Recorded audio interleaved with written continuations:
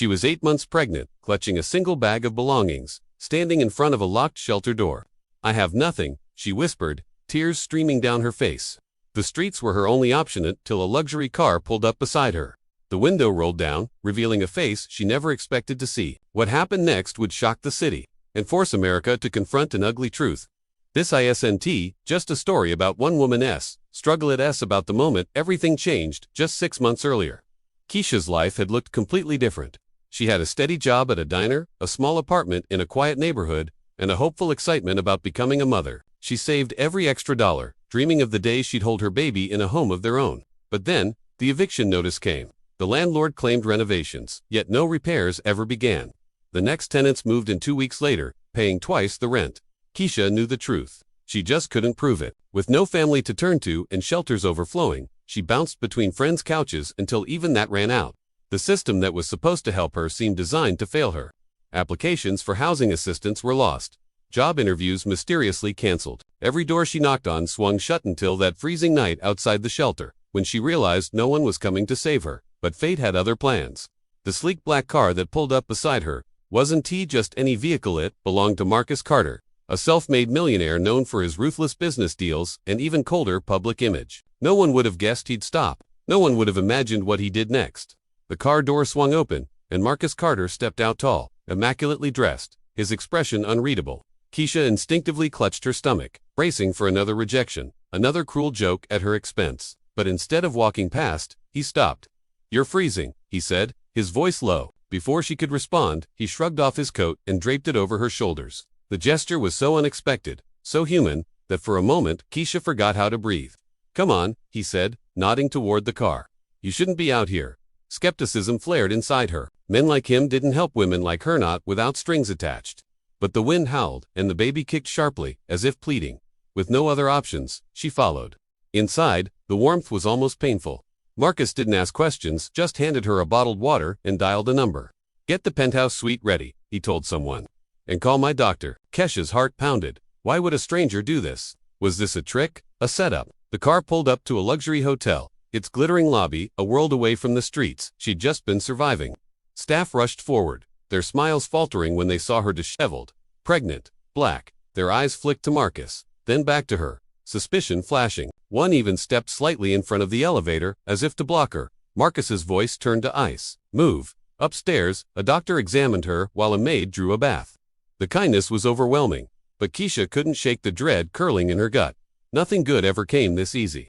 Then, as the doctor left, Marcus finally spoke. "Tell me what happened," and for the first time in months, someone listened. She told him about the eviction, the lost applications, the way every system had failed her. His jaw tightened. "I know why," he said quietly. "And it's not just bad luck." He pulled out his phone, showing her a news article, a lawsuit against her former landlord for racial discrimination. "This isn't your fault," he said. "It's by design." Then, just as hope flickered in her chest, Marcus's phone rang. He excused himself, stepping onto the balcony. Through the glass, she saw his posture stiffen. His voice, though muffled, was sharp. "Are you serious? After everything?" He hung up, running a hand over his face. When he turned back, his expression had changed. Something was wrong, terribly wrong. "Tisha," he said slowly, "we have a problem." Marcus's words hung in the air like a guillotine. "They're threatening to pull my funding," he said. "The board found out I helped you." Keisha's blood ran cold. The penthouse, the doctor, the kindness, it had all been too good to be true. Now, the other shoe was dropping. "They say housing you is a liability," Marcus continued, his voice tight.